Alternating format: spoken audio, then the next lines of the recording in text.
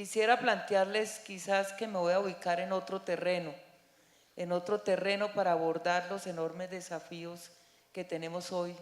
hacia la paz. Claro que estamos situados en las negociaciones de paz de La Habana, las posibilidades de una negociación o de una mesa con el Ejército de Liberación Nacional, los puntos que se han pactado hasta el momento o en los que se ha avanzado, los que faltan, que están relacionados específicamente al tema de víctimas, de justicia y de cómo se finaliza el conflicto. Digamos que ese es el contexto en el que nos movemos en estos momentos, pero yo quisiera como pararme en otros terrenos, quizás en el terreno de el desafío que tenemos como sociedad. El solo hecho de plantear la finalización del conflicto, quisiera problematizarlo, quizás la finalización del conflicto armado, pero la problematización primera que haría es que si algo tenemos que asumir como sociedad colombiana es a reconocer que somos una sociedad llena de conflictos, profundamente conflictivizada, y que en ese reconocimiento del conflicto y de los distintos intereses que se mueven en nuestra sociedad es quizás donde también podemos encontrar las posibilidades de tejer las bases esenciales para la paz. La negación, esta es una sociedad un poco esquizofrénica, y el otro llamado al que nos abocamos hoy es al hacer el ejercicio histórico, el reconocimiento histórico de lo que ha sido nuestro país, del tejido de la memoria, porque ahí también podemos encontrar parte de las claves para poder responder al desafío de la paz. Yo votaría quizás hacia ustedes y hacia nosotros mismos, los que estamos aquí, la gran responsabilidad que tenemos hoy frente a la paz de Colombia, la gran responsabilidad que tenemos de tejer las condiciones para construir los caminos que conduzcan a la paz y al entendimiento de los colombianos, la gran responsabilidad que tenemos de reconocernos en una sociedad profundamente desigual, pero que además en su historia, a diferencia quizás de algunos países hermanos, vecinos, en su historia ha resuelto los conflictos sociales, económicos y políticos por vías violentas. O sea, no nos enfrentamos exclusivamente a resolver 50 años de guerra que hemos vivido casi todos los que estamos aquí sentados desde que nacimos. Nos enfrentamos a resolver problemas estructurales que devienen en nuestra propia cultura política de país o de construcción, digamos, de un país como el que se le pone un rótulo como Colombia, que ha resuelto históricamente ese tipo de conflictos de manera violenta. O sea, no es el problema de ahora exclusivamente. Y el llamado entonces es que sí, hay una mesa de conversación, pero hay profundos problemas en la sociedad colombiana que nos invitan a vernos en la historia, dónde están las falencias y asumir un reto mucho más allá de los puntos que siempre emergen e identificamos como partes y causas del conflicto y que están casi todos situados en las mesas de conversación, para irnos más adentro en la necesidad de una transformación de la cultura política, una transformación en esencia cultural de los colombianos y colombianas, y que implica precisamente que demos un paso más allá, y es una transformación de los sujetos, pero es una transformación de la sociedad, de las instituciones, de las lógicas en las relaciones, para plantearnos como reto y como desafío que en Colombia no se responda a la diferencia con la violencia y con la muerte. O sea, en este país históricamente se elimina al opositor físicamente, Y cuando no se elimina físicamente al opositor, y no exclusivamente político, no solamente el opositor político, sino el opositor también a mi interés de concentración o a mi interés de social, etcétera, etcétera, la eliminación del adversario, el contrincante, el que afecta mi interés, ese día quizás encontremos las claves. Entonces aquí le estamos planteando al país, yo me estoy situando desde el lado de la construcción del terreno para la paz, que está en la sociedad y que está en la transformación de los sujetos, para que precisamente podamos dar los pasos hacia adelante y esos avances en La Habana, esa posible dejación de armas de los insurgentes, no se convierta en una nueva frustración más, en que sí, estos se desarmaron, se construyeron en una nueva posibilidad, pero volvieron a emerger otros grupos porque los ciclos de la violencia se reproducen, y creo que ese es el llamado. Entonces, uno de los puntos esenciales es el elemento de la cultura, de la pedagogía y de que en la sociedad colombiana, en las instituciones y las guerrillas y todos los involucrados, los actores distintos de la sociedad, deberían estar o debemos estar hoy pensándonos de cara a la transformación de los sujetos y a la transformación cultural, y al desatar una serie de procesos que nos permitan capacitar a los hombres y a las mujeres, a los jóvenes y a los niños para la construcción de la paz. O sea, desarrollar capacidades para la paz, que no se resuelven simplemente con decretos, con políticas públicas en general de esto ahora va a cambiar, entonces vamos a invertir y tal, pero si no se invierte, digamos, en la transformación de los sujetos. Yo quería hacer esa reflexión y la hago un poco porque siempre me pregunto cuando salgo, atravieso las fronteras de mi país, siempre me pregunto por qué hay otros pueblos donde sí se dan dinámicas de violencia, donde hay profundas desigualdades, donde hay conflictos sociales, donde hay incluso conflictos donde la palabra, la confrontación a través de la palabra es tan alta, pero donde no pelecha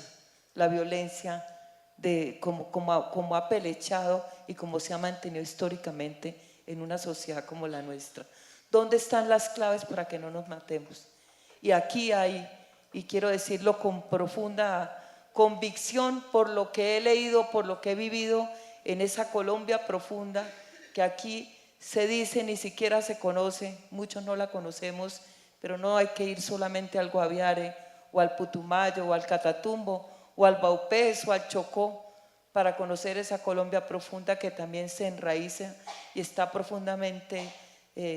desconocida en las grandes ciudades de nuestro país. Esa Colombia profunda que la conozco precisamente mucho por mi trabajo en defensa de los derechos humanos, con esa Colombia profunda, por esa convicción de verla y de conocer también muchos escenarios en el que he compartido, entre otras con Mario, pero esencialmente con la institucionalidad de este país. Digo, aquí hay una gran responsabilidad histórica de la hegemonía oligárquica que nos ha mantenido, que ha mantenido el poder durante siglos, siglos y siglos. Y es esa profunda exclusión que la rodea, exclusión política, exclusión social, exclusión económica. Yo crecí, por ejemplo, no en una cuna de alta alcurnia, pero en una cuna relativamente donde las tradiciones eran las que se imponían y donde no se le permitía al servicio doméstico hablarnos sin decirnos señorito o señorita, donde había marcadas diferencias con todos los valores cristianos y católicos que teníamos, marcadas diferencias con el otro. Si no se toca a ese poder, digamos, oligárquico, hegemónico, si no hay un acto real de contrición en esos poderes también nuevos económicos que se fortalecen en el país, en función de que si no se habilitan los caminos para construir una sociedad más igualitaria e incluyente, aquí tampoco se va a construir en serio y en esencia los caminos para la paz. O sea, aquí hay que hacer actos más allá de pactos y de firmas, pactos con uno mismo y pactos con esos sectores que tienen gran responsabilidad histórica en los fenómenos de violencia que se han desatado. Aquí, en esta sociedad, hay que reconocer que muchos de los victimarios hoy que queremos mandar a la hoguera, de un lado o del otro, esos victimarios fueron igualmente víctimas y esas víctimas se volvieron victimarios y pueden seguir siendo las propias víctimas, victimarios más adelante, si no se avanzan en procesos reales de justicia, verdad y reparación, que incluye también los procesos de inclusión para esos victimarios reales. Y significa nada más y nada menos, no en cómo los vamos a llevar a los barrotes, y yo hablo de la necesidad de una paz integral en ese sentido, de reconocer a todos los actores, como bien lo ha dicho Carlos, pero implica especialmente en la necesidad, y por eso es tan importante este proyecto, este entorno en el que estamos de memoria, implica esencialmente el recuperar la memoria, el construir la verdad, precisamente para cambiar, para construir desde la esencia, empezar a construir los caminos de la transformación. Yo creo que para una víctima, más que tener al victimario tras un barrote, para una víctima y para una sociedad victimizada, lo esencial es tener la memoria, construir esos hilos de la memoria, saber la verdad y entender desde esa verdad y construir las capacidades para el entendimiento y la paz. Para mí la verdad es esencial. Desde mi condición de víctima, lo que hoy más me importa es saber por qué mataron a mi tío, por ejemplo. Nunca lo he dicho. ¿Por qué lo mataron? ¿Qué hubo detrás? ¿Si fueron los paramilitares? ¿Fue la guerrilla por un secuestro? ¿Fue el cartel de la gasolina de Ecopetrol porque él sabía mucha información? ¿Quién estuvo detrás? Más que mandarle una carta para que eso no se vuelva a repetir. Y así muchas víctimas lo plantean. Yo vengo recientemente, y con esto voy a terminar como reflexión, vengo recientemente de Perú. En Perú se habla de un proceso de pacificación, aparentemente de paz. Y lo que uno encuentra en un país como el peruano, que vivió los años de Fujimori, la pacificación de Fujimori, lo que encuentra uno después de tantos años de una aparente paz en un país muy parecido al nuestro en muchas cosas, es que hay una sociedad profundamente dividida por la exclusión, un pueblo que fue además el imperio, uno de los imperios en nuestro territorio, hoy totalmente excluido de sus posibilidades, un pueblo que fue sometido además a la esterilización forzada de mujeres. Estamos luchando para que 300.000 casos de esterilización forzada de mujeres indígenas, quechuas, que buscaban la eliminación de una raza, la eliminación de unos pueblos originarios, no se archive y no quede en la impunidad. Y un pueblo que, oyendo a esas mujeres y los dramas y lo que significó precisamente una política perversa de control, dentro de una lógica de guerra, dentro de una lógica militar perversa, que buscaba la eliminación de un pueblo, porque ese pueblo pobre es el que reproduce y el que da hijos para la guerra, más o menos, de los que nos confrontan a nosotros. Encontré en que esas mujeres primero querían saber, lo primero que quieren saber, que se haga justicia, es por qué nos hicieron eso. Segundo, lo que claman ante todo es más que dinero, es la posibilidad de volverse a reconocer y a dignificar, a sentirse dignas en un país que las sometió, en el que han sido originarias como territorio, pero que las sometió a la barbarie. mujeres en ese llanto y en ese dolor de más de 18 años por esa violencia brutal ejercida, similar a los campos nazis, a lo que ocurrió en la Europa en plena Segunda Guerra Mundial. Entendí muchas de las claves que necesita una sociedad para poderse reencontrar en el camino del entendimiento y de la paz.